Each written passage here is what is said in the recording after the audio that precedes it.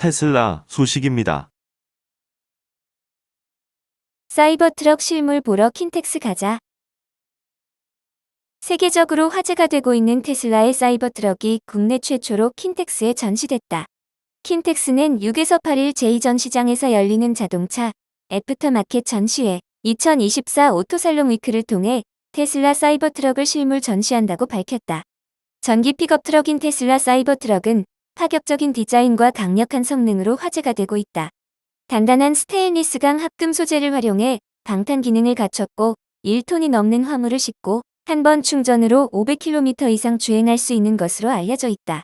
그동안 국내에서는 실물이 공개된 적이 없어 이번 전시회에 관람객이 대거 몰릴 것으로 예상된다.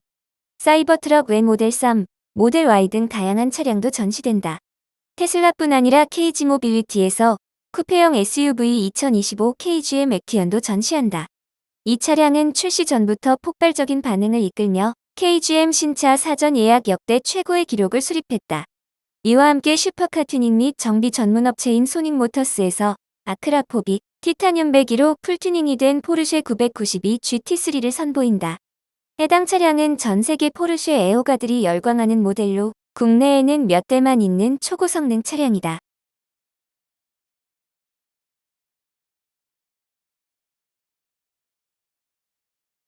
애플 소식입니다. 인텔리전스, 내년에 한국어 지원한다. 애플 아이폰 16 시리즈가 오는 20일 국내 정식 출시를 앞둔 가운데 내년부터 AI 기능인 애플 인텔리전스의 한국어 지원이 이뤄질 것이란 소식이 전해졌다. 18일 애플은 뉴스룸을 통해 새 운영체제 iOS 18 출시를 알리며 내년에 한국어를 추가로 지원할 예정이라고 밝혔다. 애플 측은 애플 인텔리전스는 시리 및 기기 언어를 미국 영어로 설정한 아이폰 16, 아이폰 16 플러스, 아이폰 16 프로, 아이폰 16 프로 맥스, 아이폰 15 프로, 아이폰 15 프로 맥스, 그리고 M1 칩 이후 버전을 탑재한 아이패드 및 맥에서 사용 가능하다며 올해 호주, 캐나다, 뉴질랜드, 남아프리카 공화국, 영국의 현지 표준 영어로 지원을 확대할 예정이라고 전했다. 이어 내년에는 한국어, 중국어, 인도 현지 표준 영어, 싱가포르 현지 표준 영어, 프랑스어, 독일어, 이탈리아어, 일본어, 포르투갈어, 스페인어, 베트남어 등 더 많은 언어도 추가로 지원할 예정이라고 덧붙였다. 앞서 애플은 지난 10일 아이폰 16 공개 행사에서 내달 미국 영어로 베타 서비스를 시작할 예정이라고 밝혔으나 다른 언어 지원 계획에서 한국어에 대한 언급을 하지 않아 지원 여부가 불투명했다. 허나 이날 소식에서 한국어에 대한 지원 계획을 직접 밝히면서 국내 사용자들은 내년부턴 애플 인텔리전스 기능을 한국어로 사용할 수 있게 될 것으로 보인다.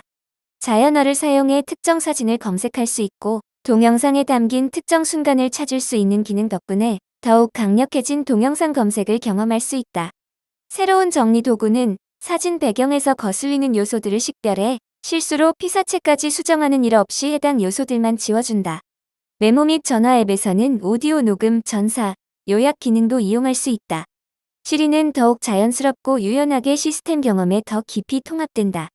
아이폰에서 시리가 활성화되면 화면 가장자리 전체가 우아하게 빛을 내도록 새롭게 디자인됐다.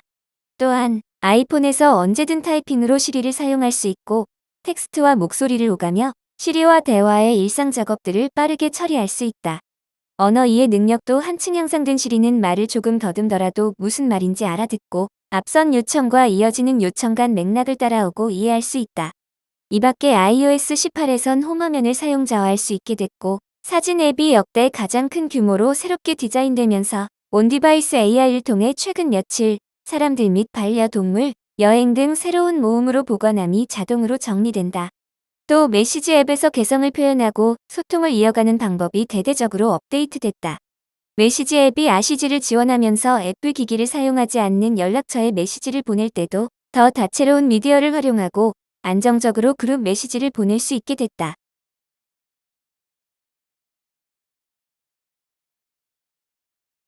마이크로소프트 소식입니다.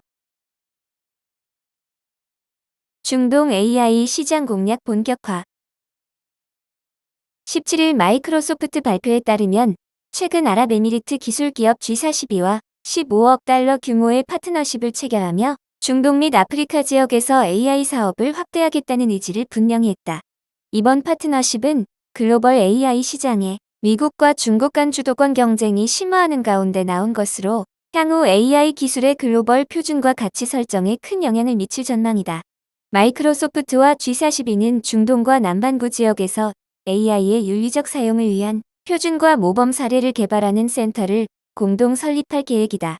G42는 마이크로소프트의 아주르 클라우드 플랫폼을 활용하여 자체 개발한 AI 모델을 배포할 계획이다.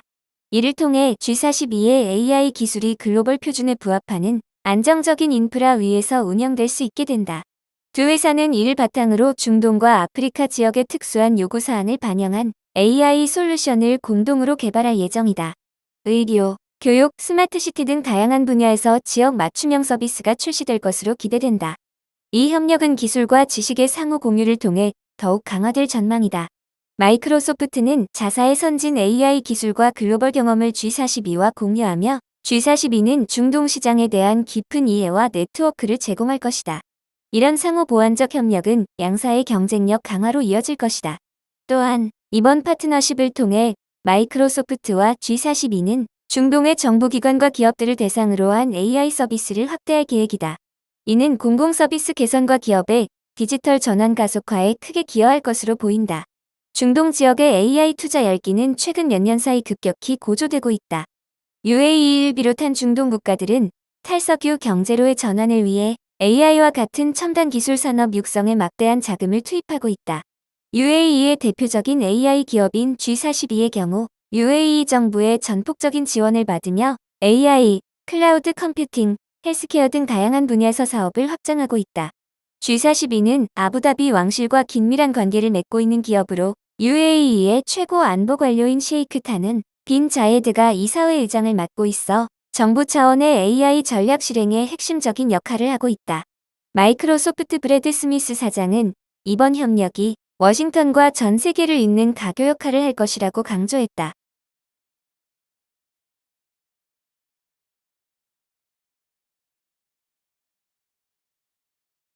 구글 소식입니다. 반독점 소송서 웃었다. 2조 원대 EU 과징금 취소. 구글이 2조 원대에 달하는 반독점 과징금을 취소해달라는 재판에서 유럽연합에 승소했다. 지난 2019년 EU 당국이 구글이 광고 시장에서 갖고 있는 독점적 지위를 활용해 경쟁사 광고 배치를 막았다며 과징금을 부과한 지 5년 만에 취소 결정을 받은 것이다. 18일 미 CNBC 방송 등 외신을 종합하면 EU 일반법원은 EU집행위원회가 지난 2019년 구글에 부과했던 14억 9천만 유로의 과징금 부과 처분을 취소한다고 판결했다. 앞서 EU집행위는 구글이 자사 광고 중개 서비스인 애드센스의 지배력을 활용해 애드센스를 통해 웹사이트에 광고를 실을 경우 구글 경쟁사를 홍보하는 내용은 배제하는 조항을 두며 시장 경쟁을 저해했다고 결론 지으며 과징금을 부과했다. 웹사이트 운영사가 광고 대상 업체를 선택하는데 제약을 받을 수밖에 없다는 것이다. 이에 구글은 결정에 불복하고 취소 소송을 냈다. 이번 결정은 지난 12일 EU 최고법원인 유럽사법재판소가 구글 모기업 알파벳에 부과된 경쟁 저해, 부당행위 관련 과징금 24억 유로를 유지한다고 선고한 지 일주일 만에 나왔다. 블룸버그 통신은 구글이 지난 10일에 참패를 어느 정도 만회했다고 평가했다. 다만 구글이 EU를 상대로 완벽히 승리를 거둔 것은 아니다. 집행위가 향후 액시에 항소를 할 수 있기 때문이다. EU 집행위는 이날 판결을 면밀히 검토해 다음 조처에 반영하겠다며 항소 가능성을 열어뒀다. 한편 이날 로이터 통신은 소식통을 인용해 올해 구글이 EU 당국의 반독점 조사를 피하기 위해 온라인 중개 서비스인 에드엑스를 매각할 것을 제안했었다고 보도했다. 구글이 나서서 자사 사업을 매각하겠다고 제안한 것은 이번이 처음으로 그만큼 EU의 조사가 구글을 코너로 몰리게 했다는 평가가 나온다. 다만 EU 측은 ADX뿐만이 아닌 구글이 소유한 다른 광고 서비스 역시 매각해야 한다고 보고 이 같은 제안을 거절한 것으로 알려졌다.